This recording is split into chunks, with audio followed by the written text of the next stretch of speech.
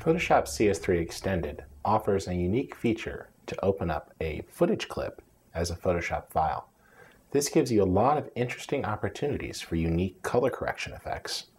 Let's see how we could harness black and white conversion in addition to some advanced blending to create a spot color effect that you often see in advertisements.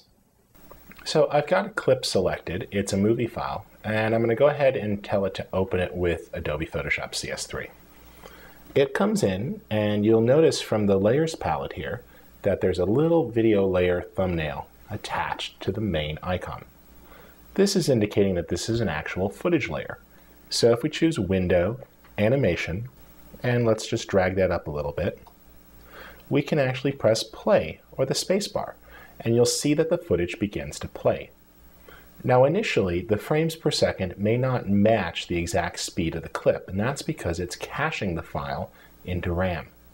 But once it makes it through the first time, it should start to play in real time, and these numbers will switch to green. There we go. It's achieved the proper speed. Let's go ahead and stop that. And I'm going to take advantage first off of the black and white adjustment layer. Now, regular viewers may recall that we've used the black and white adjustment layer to create special black and white conversions. And it allows you to say which colors to emphasize in the final result. For example, you can make the reds much brighter or darker depending upon how you want them emphasized.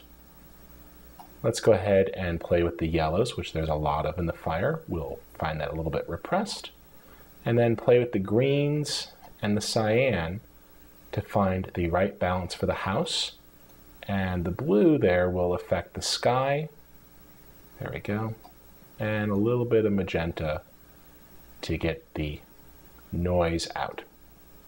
Now you can always toggle preview to see a before and after.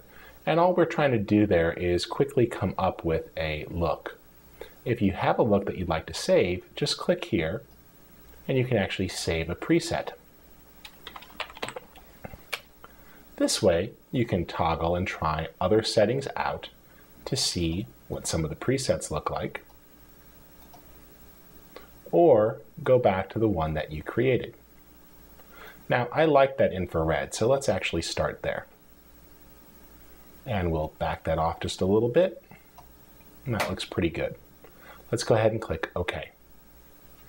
Next, I'd like to add a little bit of texture here to give this a little bit more of an organic feel.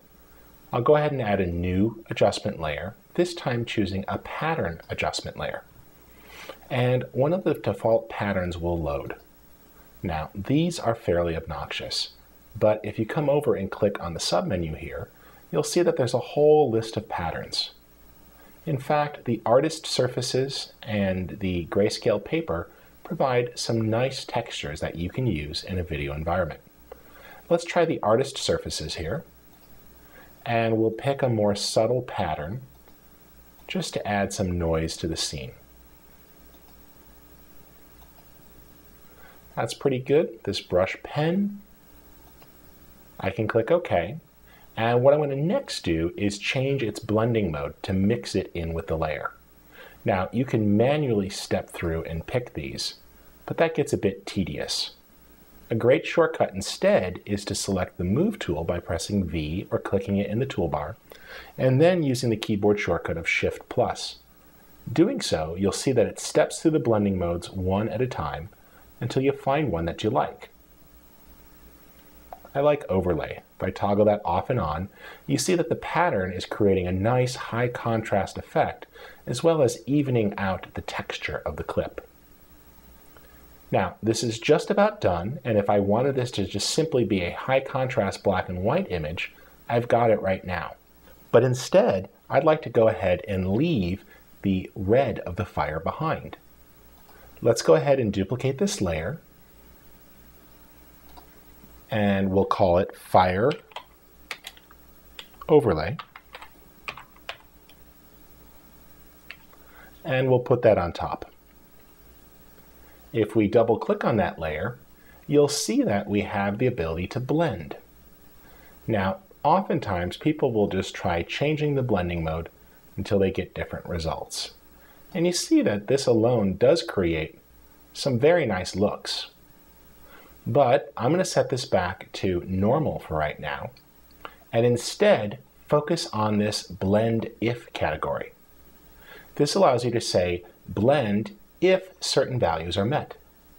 In this case, I can go to the red, and I can adjust this slider here. So as I pull this in, you'll see that everything that is not red begins to fall out. And that works pretty well. But if you want to soften that, hold down the Option key and split these apart so you get a more gradual transition as you pull. There we go. Soften that out a little. Let's switch to the other categories, and we'll tell it to go ahead and blend a little bit if it's green. Split those apart with an Option drag. That works pretty well. And finally, the blue category. We'll leave that be. That works well. Let's just come back to red and we'll refine that. Good. And as you make little tweaks there, you'll see that different amounts of the color come through. And this works great because you can go ahead and refine what is blended. I'll click OK, and that worked very well. I did get a little bit of noise in here, but that's pretty easy to get rid of. In fact, we can click to add a new layer mask, and if I grab my paintbrush, B, I could simply paint with black here and mask that out. And that mask will apply to all frames. There we go. We'll get a little bit over here. And let's go ahead and press play. Notice we've got a nice high contrast black and white effect. And if we want to, we can go ahead and just continue to play with settings like opacity and blending until we get exactly the look we want. When satisfied, just choose File, Export, Render Video. This allows you to pick a destination for the clip, as well as specify a codec for QuickTime to use. So you can choose from any codec that you need for your system. In this case, I'll go ahead and choose DVC Pro 50. I can specify if the material should be interlaced as well as an aspect ratio. We'll set the quality up to best. Double check all of my settings. Click OK. I can choose to render this out, specifying an exact size. In this case, I'll use the NTSC DV settings, since DVC Pro 50 goes to 720 by 480. And even specify a frame rate. When satisfied, I just click Render, and Photoshop will process the video file and write it to the destination folder. Becoming a Photoshop expert is really just learning how to harness simple features and come up with new, creative ways to combine those to make advanced features. I hope you enjoyed this edition of Photoshop for Video. For more tips like this, feel free to check out the weekly podcast. You'll find it available at iTunes or at photoshopforvideo.com.